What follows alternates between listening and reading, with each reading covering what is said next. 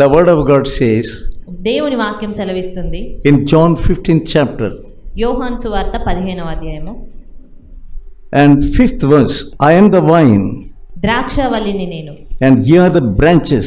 తీగలు మీరు. He that abideth in me and I in him, ఎవడు the same brings forth much fruit. And without me you can do nothing. ద్రాక్షవల్లి నేను, తీగలు మీరు. ఎవడు నాయందు నిలిచియుండునో, నేను ఎవని యందు నిలిచియుండునో వాడు బహుగా ఫలించును. నాకు వేరుగా ఉండి మీరేమీ చేయలేరు. You know, if you do not charge your mobile, మీకు తెలుసు, మీ యొక్క మొబైల్ ఫోన్లను కనుక ఛార్జింగ్ చేయకపోతే in your journey, మీ యొక్క ప్రయాణాల్లో it is very difficult. You can't speak to anyone. ఎంతో ఇబ్బందిని ఎదుర్కొంటారు. ఎవరితోనూ మీరు మాట్లాడలేకపోతారు, సమాచారం ఇవ్వలేకపోతుంటారు. That's why Jesus says, అందు నిమిత్తమే ఇక్కడ యేసుక్రీస్తు సెలవిస్తా ఉన్నారు, I am the vine, నేను ద్రాక్షవల్లిని, you are the branches. మీరు తీగలు. You must be in me. మీరు నా యందు నిలిచి ఉండాలి. That means you are charging your soul, you are charging your battery, you are charging your personality. ఆయన యందు నిలిచి ఉండడము అంటే మీరు మీ ఆత్మను, మీ యొక్క వ్యక్తిత్వమును charging చేసుకుంటున్నట్టు. Why you are not yielding fruit? అందు నిమిత్తమే అలా చేసుకోకపోవడాన్ని బట్టి మీరు ఏ ఫలాల్ని ఫలించలేకపోతున్నారు. Some of you are not yielding any fruit. మీలో కొంతమంది ఎలాంటి ఫలాలు ఫలించట్లేదు. Even one fruit. కనీసం ఒక ఫలమైన. You must bear much fruit. నీవు నిజానికి ఎన్నో ఫలాలు ఫలించాలి. Jesus is the best example in our lives. యేసుక్రీస్తు మన జీవితాల్లో మంచి మాదిరి. Every day you have to read your Bible. ప్రతి దినము మనం మన Bible Every day you have to pray.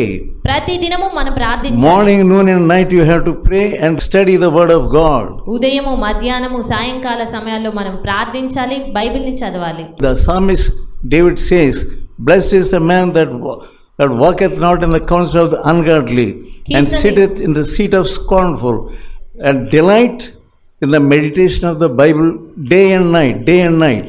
కీర్తనీయుడైనటువంటి దావీదు ఏం చెప్తా ఉన్నాడు అంటే, దుష్టుల ఆలోచన చొప్పున నడువక, పాపుల మార్గమున నిలువక, అపహాసకులు కూర్చుండు చోట కూర్చుండక అని చెప్తూ దివారాత్రములు వాక్యమును ధ్యానించువాడు ధన్యుడు. You must delight when you study the word of God. మీరు దేవుని వాక్యాన్ని చదువుతూ ఉన్నప్పుడు ఆనందించగలగాలి. In some people's hearts there is no delight. They don't delight when they read the word of God. కొంతమంది ప్రజల హృదయాల్లో వాక్యం చదివినప్పటికీ వారి హృదయాల్లో సంతోషం ఉండదు. Because there is no spirit in them. ఎందుకంటే వారిలో ఆత్మ లేదు గనుక. Some people they read that because somebody will ask them, did you read the Bible today? కొంతమంది వాక్యాలను చదువుతారు. ఎందుకు అంటే ఎవరైనా మీరు ఈ రోజు వాక్యం చదివారా అని అడుగుతారని. They say, yes, we read the word of God. అవును, మేము వాక్యం చదివాము అని చెప్పడానికన్నా. Even big people they read just like Sunday school children, they read the calendar verses. కొంతమంది పెద్ద వారు సైతము చిన్న పిల్లల వలె క్యాలెండర్ వాక్యాలను చదువుతూ ఉంటారు. They open the Bible and read one verse. వారు బైబిల్ తెరిచి ఒక వచనం చదువుతారు అంతే. Before they go out, వారు బయటికి వెళ్ళక మునుపు అలా చేస్తారు. and pray a short prayer. ఒక చిన్న ప్రార్థన ప్రార్థిస్తారు. They say we are reading the word and praying also. దాన్ని బట్టి వారు చెప్పగలుగుతారు అన్నమాట, మేము ప్రార్థించాము, వాక్యం కూడా చదివాము అని చెప్పడం. And why you are not yielding fruit? మరి నీవెందుకు ఫలాలు ఫలించలేకపోతున్నావు? You are not charging your soul. నీ ఆత్మను నువ్వు ఛార్జ్ చేసుకోలేదు. Your soul is not charged. నీ యొక్క ఆత్మ అనేది There is no power in you.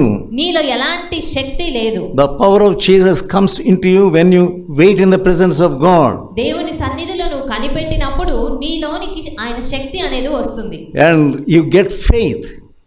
నీవు విశ్వాసాన్ని పొందుకోగలుగుతావు. When you read the word of God or hear the word of God, దేవుని వాక్యాన్ని విన్నప్పుడు లేదా చదివినప్పుడు you get faith. నీకు విశ్వాసం కలుగుతుంది. Righteous man gets faith. నీతిమంతుడు విశ్వాసాన్ని పొందుకుంటాడు. Let us turn to Habakkuk 2nd chapter and 4th verse.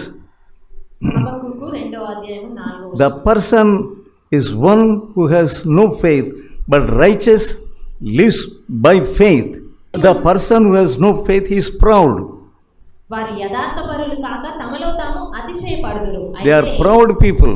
Without faith you are a proud man. విశ్వాసం లేకపోతే నీవు కూడా అతిశయం చెందుతూ If you- గర్విష్ఠుడవుగానే ఉంటావు. But if you are a righteous person, కానీ నీవే నీతిమంతుడు అయితే you are humble. నీవు దీనత్వంతో ఉంటావు. When you read the word of God, నువ్వు దేవుని వాక్యాన్ని చదివినప్పుడు, when you studied the life of Jesus, యేసు యొక్క జీవితాన్ని గురించి నువ్వు చదివినప్పుడు you read that Jesus is meek and humble. నీవు యేసుక్రీస్తు దీనుడు సాత్వికుడు అని చదువుతావు, తెలుసుకుంటావు. When you read that word, నీవు ఆ యొక్క వచనాలను ఆ భాగాలను చదివినప్పుడు you will like to become like Jesus. నీవు యేసు వలె అవడానికి ఇష్టపడతావు. God will give you wisdom. దేవుడు నీకు అట్టి జ్ఞానం ఇస్తాడు. When you read every day, నువ్వు ప్రతిదినము ఆ రీతిగా చదువుతున్నప్పుడు, if you neglect prayer and you neglect reading the word of God, నీవు వాక్యాన్ని చదవడము ప్రార్థించడము అనేది నిర్లక్ష్యం చేస్తే your power is going off. నీ శక్తి అనేది బయటికి, You don't have charging. నీలో ఎలాంటి శక్తి ఛార్జింగ్ అనేది ఉండదు. You do mistakes and mistakes. ఎన్నో పొరపాట్లు తప్పులు చేస్తూ ఉంటావు. Why are you committing such mistakes? ఎందుకంటే పొరపాట్లు చేస్తున్నావు? You are not charging fully your soul. ఎందుకు అంటే నీ ఆత్మను నువ్వు సరైన రీతిగా ఛార్జింగ్ చేసుకోవాలి. Jesus said, I am the vine and you are the branches. యేసుక్రీస్తు చెప్తా ఉన్నారు, నేను ద్రాక్షవల్లిని మీరు తీగెలు అని. You are charging your soul every day. మీరు మీ ఆత్మను ప్రతిదినం charging చేసుకుంటున్నట్లయితే You will suddenly yield fruit. మీరు ఖచ్చితంగా ఫలాలు అనేవి మీరు చూడగలుగుతారు. You will become like Jesus. యేసు వలె మీరు అవ్వగలుగుతారు.